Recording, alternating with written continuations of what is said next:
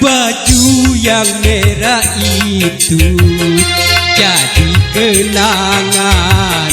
Mengapa kau menghilang tanpa alasan?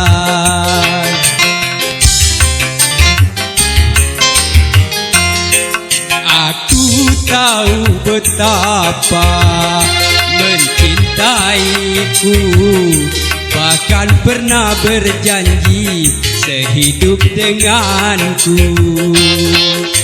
Gara-gara cinta tak direstu orang tua. Orang tua maunya menantu orang kaya. Sekarang katanya tidak cukup dengan cinta. Kalau ingin cinta harus punya apa-apa.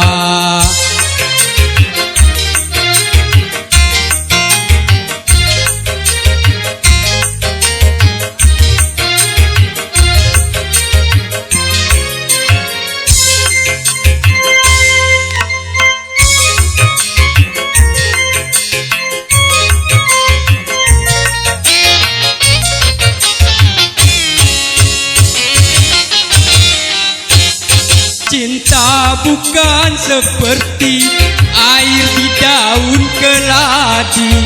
Cinta akan abadi, semakin dalam menjadi-jadi.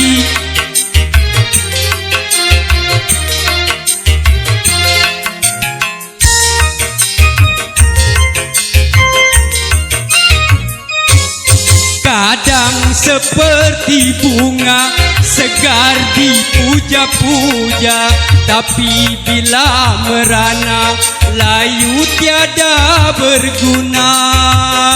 Begitupun diriku harus menyadari, karena yang terjadi aku bukan untukmu. Gara-gara cinta tak direstu orang tua. Orang tua maunya menantu orang kaya. Sekarang katanya tidak cukup dengan cinta. Kalau ingin cinta harus punya apa-apa.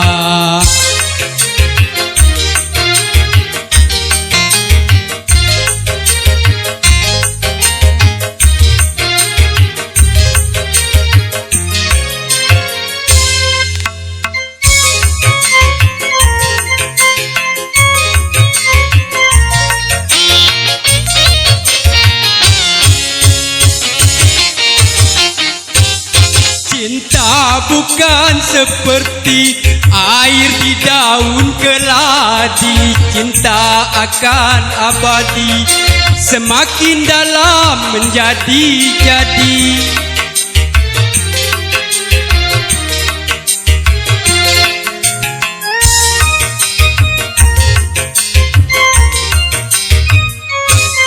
Kadang seperti bunga segar dipuja-puja, tapi bila merana layu tiada berguna. Begitupun diriku harus menyadari, karena yang terjadi aku bukan untukmu. Baju yang merah itu jadi kenangan. Mengapa kau menghilang tanpa alasan?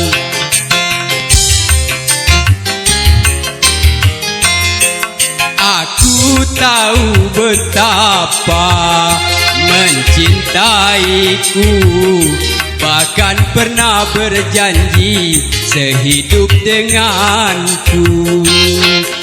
Gara-gara cinta tak direstu orang tua. Orang tua maunya menantu orang kaya. Sekarang katanya tidak cukup dengan cinta. Kalau ingin cinta harus punya apa? apa. Ya, terima kasih. Kembali ke MC. Oke, iya. Bapak Ibu hadirin sekalian, kepada panitia, kalau sepi ini silakan untuk menuju meja 1.